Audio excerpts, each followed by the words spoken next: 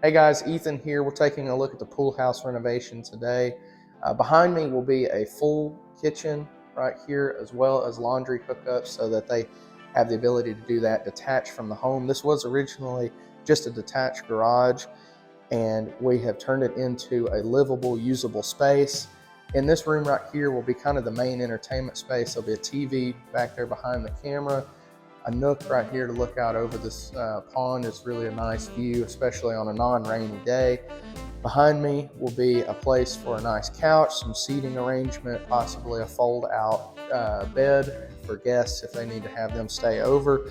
And then through here, this will be a room for them to set up a little small eating space, as well as just any other furniture they want to put in here.